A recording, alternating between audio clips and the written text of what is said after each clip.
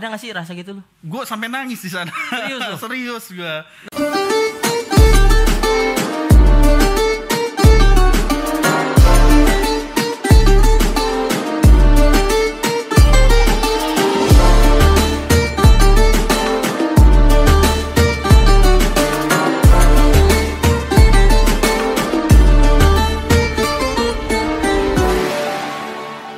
Assalamualaikum warahmatullahi wabarakatuh. Waalaikumsalam warahmatullahi wabarakatuh. Selamat sore guys. Halo, masih tetap semangat berpuasa ya? Masih dong, Masih dong ya. Oke, hari ini adalah acara ngabuburit online ya. Di sebelah gue udah ada bintang tamu kita pada sore hari ini nih. Mungkin teman-teman si Prama udah pada tahu nih siapa. Jangan lupa untuk like, share, comment, and subscribe channel kita di mana? Si Prama TV. Ya, jadi jangan lupa ya untuk like. Oke. Pasti penasaran kita mau ngomongin apa pada sore hari ini nih. Oke. Gua kenalin dulu di sebelah gue udah ada seorang pria. Widih. Terakhir cek si pria sih. Masih pria ya. Yeah. Oke, seorang pria ya. Kita bisa lihat pakai kacamata, ada brewoknya. Lengkap. Deskripsinya lengkap banget. Polisi ya. Nggak ya. Oke, gua kenalin di sebelah gua adalah Mas Aditya, benar ya? Halo semuanya. Ya, benar. Mas Aditya. Mas Aditya ini bisa tahu nggak sebagai apa Mas di Siprama? Saya di Siprama sebagai wakil direkturnya Mas Jaja. Oke, wakil direktur nih. Tapi inilah Siprama. Gue ngobrol sama wakil direktur, boleh gue dulu dong? Boleh lah. Santai ya? Santai. Tunggu jawaban HR aja. Nggak apa, kita mengalir aja ini. Mengalir aja. Kita akan ngebahas nih hal-hal yang menarik nih Mas nih. Menarik banget. Gue pengen kulik tentang Mas Adit, kehidupannya pada saat dulu pendidikan ya. Jadi di by the way pendidikannya di luar negeri dulu Mas ya. Nanti mungkin Mas Adit bisa sampaikan. Dan sebenarnya gini Gil, penting banget buat orang tua yang mau ngirim anaknya ke luar negeri. Oh gitu. Kadang kan jadi mereka takut nih mau ngirim. Nah mungkin dengan sharing ini jadi pede. Jadi pede. Oh jadi ada kekhawatiran yang bisa terjawab nih ya. betul. Mas Adit ini kuliahnya di mana Mas? Kuliah terakhir gue di Seattle di Amerika. Seattle. Iya. Oke, itu di belah mana tuh? Sebelah bagian mananya Amerika tuh? Kan kita nggak tahu. Kalau di kotak gitu di atas kirinya lah. Di atas kiri ya. Itu dia dekat Kanada. Oh, dekat Kanada. Oh, mungkin tahu tuh. Kalau gue sering main Monopoly. Oh gitu. Gue sering beli hotel di Kanada. Oh iya. Paling mahal soalnya. Paling mahal. Iya. Komplek H kalau nggak salah apa G gitu. Ini nostalgia ya. Di Kanada berarti. Bukan Kanada. Oh enggak. Seattle bawahnya. Oh, oke. Nah itu di sana ngambil jurusan apa kalau boleh tahu? Gue ngambil MBA gitu ya. Bukan merit by accident. Bukan. Gue kaget. Bukan ya. Apa tuh? Master of Business Administration gitu ya. Tapi emphasis gue di global marketing. Oh gitu. Itu di sana S1, S2? S2-nya ya. Oke. Itu berapa tahun Mas masa pendidikannya? Di sana sih cuma 2 tahun kurang lah ya. 2 tahun. Oke, 2 tahun pendidikan di universitas apa sih namanya? City University of Seattle. Oke. Ini promosi gratis. Gak apa-apa buat teman-teman karena alumni kan. Alumni ya. Teman-teman bisa ngelihat nih. Oke. Jadi pendidikan S2 ya di sana. Kemudian nah ini yang menarik mau gue tanya. Di sana tuh lu sama orang Indonesia nggak tinggalnya atau memang dengan sendiri atau gimana? Kebanyakan gitu? Sih umumnya gue sendiri sih. Sendiri? Cuma nanti belakangan ada temen gue yang ikutan juga. Oh gitu. Awalnya lu di sana sendiri ya? Sendiri ya? Itu kayak di apartemen atau apa tuh Mas, bisa diceritain nggak? Apartemen dan ada cerita menarik gitu. Waduh, apa tuh? Menariknya tuh gue kesana, orang lain tuh udah nyari apartemen. Oh gitu. Udah tahu lah dia mau tinggal di mana. Gue kesana nggak tahu. Ngawang-ngawang ya. Ngawang-ngawang. Bener-bener nggak ada sama sekali gue ngecek website atau apapun. Gue bener-bener datang, sewa hotel 3 hari. 3 hari itu gue harus ketemu apartemen. Lu cari itu ya. Harus cari lah. Padahal ini nggak ada apa maksudnya. Biasanya kan rekomendasi ya. Iya. Lu cari misalnya nih ada nih di sini bagus gitu. Lu bener-bener nggak tahu tuh. Nggak tahu. Kosong ya. Kosong. Nggak ada keluarga, nggak ada apa. Oh, cuma gitu. Hajar aja. Tapi dapat ya dalam waktu 3 hari. Dapet. Itu jauh nggak dari kampus lu tuh? Alhamdulillah deket sih. Deket ya? Berapa jauh tuh? Itu paling sekitar jalan 2 kilo lah. 2 kilo ya. Dan itu maluin banget cara dapatnya. Gimana setiap tuh? Apartemen gue ting-tongin terus. Terus lu tanya door to door. Oh iya. Kalau udah ditolak udah langsung pindah lagi gitu. Oh gitu. Gak punya malu lah pokoknya. Ya kalau di sini sih nggak mungkin ya begitu ya. Lu ting-tong gitu kan. Iya, susah. Karena lu emang urgent, lu harus dapat itu ya. Iya. Akhirnya dapat dan itu jarak 2 kilo dari kampus. Dari kampus kurang lebih. Nah, itu kurang lebih ukurannya semana tuh? Maksudnya kamarnya gimana kondisinya? Kalau dibandingin sama apartemen Indonesia ya, mungkin bisa yang 3 kamar, 2 kamar mandi gitu. Oh. Jadi cukup besar. Tapi memang pembagiannya itu cuma 1 ruangan besar, 1 kamar sama toilet sama kitchen gitu. Oh. Tapi cukup besar. Cukup besar ya. Oke, tadi udah tempat tinggalnya. Nah, terus lu mulai pendidikan tuh. Akhirnya kan di sana lu harus ngebaur dong sama orang-orang sana. Dan itu nggak cuma orang Amerika ya, orang dari mana aja ya. Iya. Nah, di situ ada nggak sih lu emang di sana ada kekhawatiran pasti dong awalnya, gila gue dapet teman gak nih gitu. Ada nggak sih rasa gitu lu? Gue sampai nangis di sana. Serius gue. Nangis tuh? Nangis karena pertama ya, gue mau ngomong bahasa Indonesia tuh kayak nggak bisa gitu. Nggak bisa. Kayak lidah gue tuh udah capek ngomong.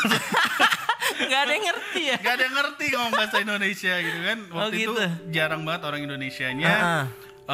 Terus abis itu mau apapun kan mau otomatis ngomongnya bahasa Inggris lah ya, mau beli apapun gitu. Tapi alhamdulillah orangnya baik-baik gitu. Tapi yang gue kaget ya, di sana itu gue ketemu sama orang Afrika, orang Arab, orang asli kulit putih lah ya pasti ya. Terus abis itu yang dari beragam negara lah gitu. Macem-macem gitu. Dan yang buat gue unik adalah tempatnya itu nggak ada rasis sama sekali gitu. Damai. Jadi mungkin kayak salah satu yang orang takutin ya dari Amerika ya, kayak orangnya rasis gitu. Tapi kalau di Seattle orangnya sama sekali nggak rasis gitu. Jadi ada bisa bener-bener orang dari Arab, cewek bercadar yang udah bener-bener matanya cipit banget gitu kelihatannya, itu bisa kemana aja tanpa aman gitu. Gila ya, itu di bagian Seattle tuh bagian yang gue alami. Yang gue alamin ya. Nah, karena memang ya Amerika kita luas, tahu semua lah ya, maksudnya keadaan Amerika seperti apa gitu, mungkin di berita dimanapun di internet. Jadi tapi ini ada hal-hal yang ya positif lah ya. Positif. Dan mungkin yang paling susah ya nomor 2 mungkin makanan kali gila ya. Makanan. Nah ini juga nih makanan gila loh. Kita seorang Muslim ya kita. Seorang Muslim makan di sana gimana tuh? Sebenarnya kalau mau nyari yang benar-benar tulisan halal sih gue bisa bilang susah mampus sih. Serius lu? Susah mampus. Terus gimana tuh? Lu makan apa gitu? Jadi gini, ya otomatis kan kita tahu ya Amerika bukan negara Muslim. Pasti otomatis orang cara motong ayamnya atau apanya itu cara non Muslim gitu. Tapi paling enggak ya gue coba memilih makanannya ya makanan yang dibolehkan Muslim lah. Karena kan nggak mungkin gue nyari yang harus ada lambang halalnya kan. Di sana belum tentu ada program lambang halalnya, belum tentu ada gitu. Ya. Iya. Mungkin gitu. Ada di beberapa tempat kayak di yang toko-toko yang khusus orang Arab gitu. Tapi beda harganya tuh drastis banget sih. Jauh ya. Jauh banget gitu. Jadi kalau mau saving atau apa ya mungkin agak sedikit berbeda di Indonesia gitu ya. Tapi menurut gue asalkan gue nggak makan babi atau nggak makan alkohol, gue masih santai. Oh jadi ini menarik nih. Jadi lu bener-bener menahan ego lu untuk makan ya. Padahal makanan enak-enak dong. Enak-enak parah. Tapi lu bener-bener nahan. Oh ini gua harus makan yang halal, harus yang sesuai syariat gitu ya. Diusahakan lah. Kayak misalnya gua di sana tuh jarang banget makan McDonald's sama KFC. Oh gitu. Gue lebih sering misalnya ke tempat sushi. Oh gitu. Karena kan kalau sushi ikan lah ya. Nggak mungkin minyaknya pakai minyak babi gitu. Kalau gitulah. Makanan Jepang berarti. Makanan Jepang gitu. Padahal McD sama di sini ya McD tuh udah wah gila makanan junk food yang enak banget ya. Cuma gue takutnya gini, kalau di luar negeri tuh sering dipakai minyak babi sih. Itu yang kita nggak tahu. Nah makanya mending gue cari yang kayak sushi atau makanan India itu biasanya nggak pakai minyak babi. Oh, berarti lu bener-bener nyobain cita rasa lain nih. Cita rasa lain. Berarti lu bener-bener kayak makanan Indonesia tuh lu buang dulu nih lidah lu nih. Gue buang dulu. Lu bener-bener harus nyesuain banget. Ini rasa sana ya. Tapi gue bersyukur sih, karena di sana itu banyakan makanan India itu all you can eat. Oh gitu. Iya, lu jadi dikasih satu kotak nih, misalnya lu mau take away, lu dikasih satu kotak gede, lu bisa ngisi apa aja sepenuhnya tuh kotak tuh. Waduh, gila. Gue suka nggak tahu diri tuh. Ayam gue masukin banyak ayam, nggak usah pakai nasi gitu. Nasi masak di rumah kan enak gitu. Iya, jadi lebih saving ya. Oke, menarik sih itu soal makanannya. Nah, terus mungkin gue sedikit flashback lagi soal ini sih. Lu di sana apakah lu ada geng atau temen yang memang lu bareng-bareng terus nggak di Amerika tuh? Ada sih. Jadi memang kebanyakan sih yang gue lihat ya dari kelompok kuliahnya itu memang masih ada segregation. Maksudnya apa? Misalnya biasanya yang dari China ngumpulnya sama orang China aja gitu. Tapi ada juga yang mingle. Ada gitu. yang membaur ya. Membaur. Orang Arab biasanya sama orang Arab aja. Tapi biasanya itu didasari sama kemampuan bahasa Inggris mereka sih. Oh gitu. Kadang mereka misalnya kalau nggak jago ya jadi susah juga kan ngobrolnya kan gitu. Tapi yang gue lihat sih banyak orang bilang, terutama ustadz misalnya, ustadz tuh bilang misalnya Amerika tuh banyak maksiat misalnya. Tapi kalau gue bilang gue malah ngelihat Islam di Amerika gitu. Karena misalnya kalau gue keluar nih sekarang nih, anak muda nongkrong di pinggir jalan balapan motor gitu. Ya kan kita sering lihat. Tapi kalau di Amerika gue ngumpul gitu, itu biasa di setiap apartemen ada tempat ngumpulnya, community room. Di situ gue ngeliat bule-bule itu kayak masak, itu bakal dikasih ke panti asuhan atau panti jompo gitu. Positif ya, kumpulannya positif. Positif. Jadi gue kaget sendiri kan, gitu. Jadi kita lagi nongkrong di sisi kanan, ini ada bule sisi kiri gitu ya. Gue mau ngambil minum, dia ngajak ngobrol. Pas gue cari tahu, ternyata dia mau ngasih makanan itu buat shelter home gitu. Shelter home tuh buat orang-orang yang benar-benar nggak punya duit, nggak punya makan, nggak punya tempat tinggal gitu. Oh itu yang kita nggak tahu ya. Ternyata ada sisi itu ya. Sisi itunya. Kalau kita deep gitu kita cari emang ini nih, makanya nih ini menarik nih guys. Jadi buat tadi udah disampaikan, jadi orang tua jangan khawatir ya. Karena ini ada banyak jalur positifnya gitu ya buat pendidikan gitu. Dan mungkin itu salah satunya gitu ya. Di luar itu masih ada kayak kita meng-hire orang-orang buta buat di restoran gitu. Jadi dia pelayan restoran gitu. Itu namanya blind cafe gitu. Jadi banyak banget kegiatan kayak gitu yang kita lakuin sih. Gila. Menarik sih ya. Dan gua rasa di Indonesia jarang banget sih. Jadi nih buat anak-anak mau kuliah nih, jangan mikirin hedonnya aja ya. Padahal di sana tuh banyak kegiatan positif gitu. Ini sebenarnya gue ngebantu mereka biar punya alasan kuliah di luar. Iya. Jadi emang buat teman-teman ya pentingnya pendidikan walaupun di luar negeri ya, tapi tadi udah diceritain. Oke, gue sedikit agak ini nih pertanyaan yang cukup inilah terkait dengan keyakinan nih. Jadi kita kan Islam, Muslim. Nah, di sana gimana Mas kondisi Muslim di sana, dan kayak lu sebagai pria sholat Jumat tuh gimana? Ada tempat khususnya nggak itu? Oke. Mungkin seperti yang teman-teman tahu ya, kalau di sana kan jarang banget ada masjid gitu. Mungkin kenapa gue bilang jarang banget, kalau di Indonesia kan 1 kilometer udah ketemu masjid lagi. Ada gitu. Masjid lagi. Kalau di sana itu gue mesti ke masjid jaraknya tuh kalau pakai jalan biasa itu sejam gitu. 1 naik jam. Bis. Naik bis. Tapi kalau misalnya naik tol itu paling nggak sekitar 20 menitan. Tapi terkadang yang repot itu kuliah gua biasanya jam 1 gitu, mepet banget sama sholat Jumat. Nah itu gimana tuh? Itu biasa gua sama teman-teman Arab gua kemarin minjem ruangan, satu ruangan kosong, jadi kita sholat bareng aja. Yang imam? Siapa? Yang imam temen gue yang Arab. Yang Arab. Bukan bahasa Arab.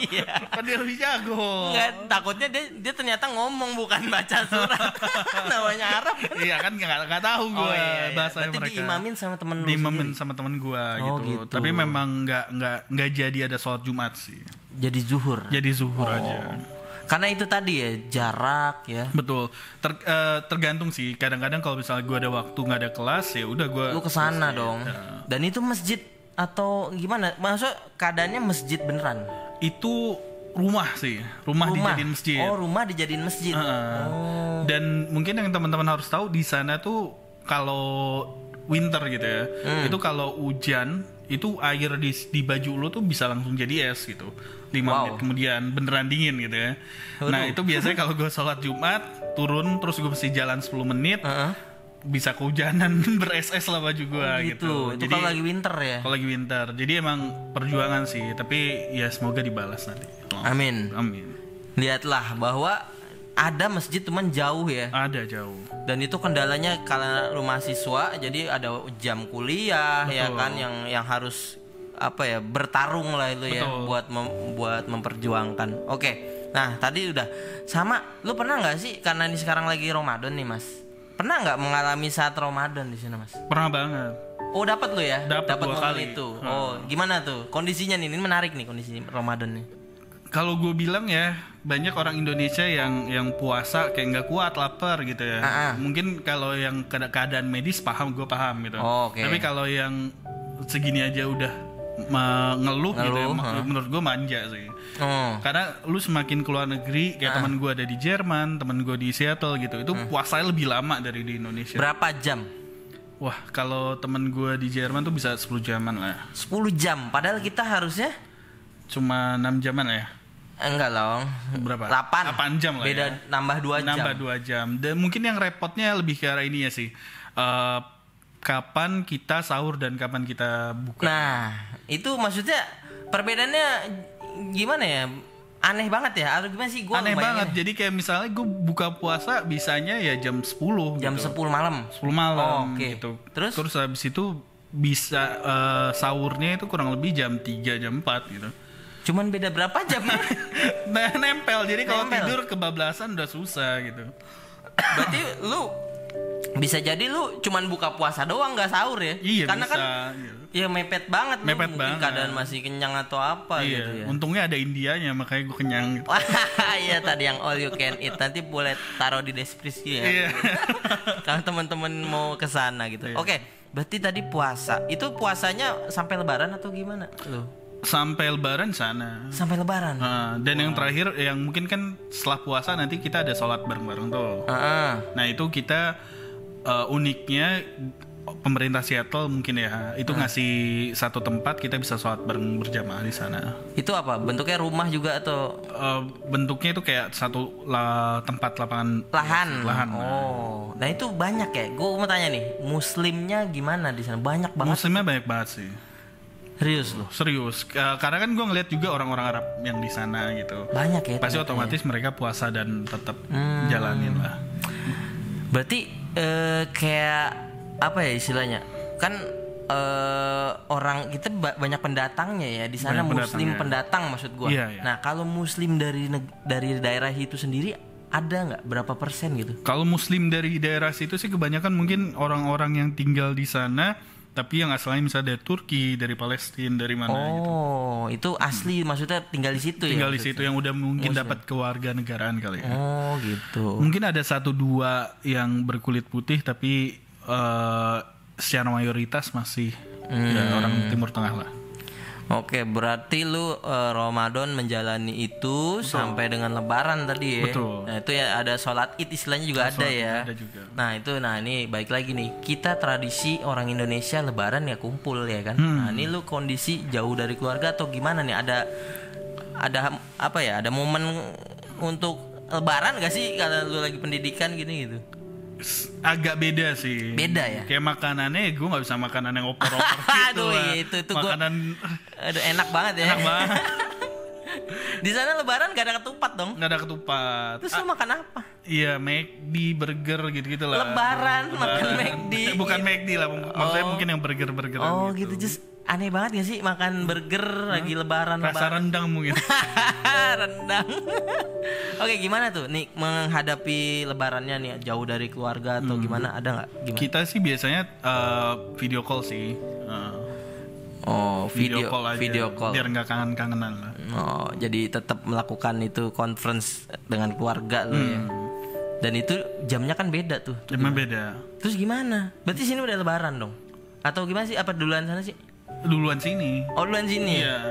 Jadi orang tua, keluarga udah Lebaran, lu belum tuh ya? Mereka lagi makan-makan, gue masih puasa. Masih puasa terakhir ya. Jadi nungguin lu ya. Oke, berarti ya menarik tadi sampai Lebaran lu bisa survive. Jadi intinya tidak masalah ya. Nggak masalah. Untuk Muslim, untuk pendidikan di negara yang kita bisa bilang cukup kita tahu ya sorotan dunianya gitu, tapi lu safe lah, aman lah. Aman sih, nggak pernah gue dibully atau apa sih, santai. Oke. Nah mungkin ada nggak pesan-pesan lu buat mahasiswa nih yang mau kuliah atau orang tuanya si mahasiswa nanti yang mau nguliahin anaknya di luar negeri, ada nggak pesan-pesan yang lu sampein?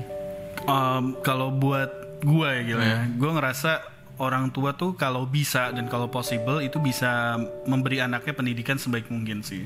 Karena itu akan berpengaruh ke masa depannya. Apalagi kan misalnya contoh Amerika atau Eropa kan salah satu tempat yang dianggap bagus pendidikannya gitu. Jadi kalau memang possible ya kirim anaknya untuk keluar sih. Dan jangan takut ya. Dan jangan takut. Karena tadi kondisinya udah dijelasin oleh Mas Adit. Oke. Mungkin itu aja, thank you Mas Adit atas waktunya ya. Semoga bermanfaat semuanya. Ya, semoga gue bisa ke Seattle juga. Kapan-kapan lah kita. Kapan-kapan. Ajak gue dong. Siap. Bonus akhir tahun ya. Iya, kenalin gue sama teman-teman lu yang di sana. Gitu. Gue kan juga pengen. Nah ini biar gue bisa bahasa Inggris gitu. Amin. Pasti karena sehari-hari lu pasti bahasa Inggrisnya udah ngelotok ya. Iya. Lu makan kamus nggak sih tiap hari? Terima kasih Mas Adit atas waktunya. Sama-sama lagi. Udah gabung di sini untuk ngebahas tentang pendidikan ya khususnya ya. Terima kasih. Next nanti mungkin kita bisa ngobrol bareng lagi. Boleh. Oke, terakhir nih Mas di Ngabulain kita ada tagline yang kita sampaikan bareng. Yel gitu. Yel. Salam persaudaraan dan persahabatan. Salam persaudaraan dan persahabatan. Bareng-bareng ya ke kamera. Oke. 1 2 3. Salam persaudaraan dan persahabatan. Wassalamualaikum warahmatullahi wabarakatuh.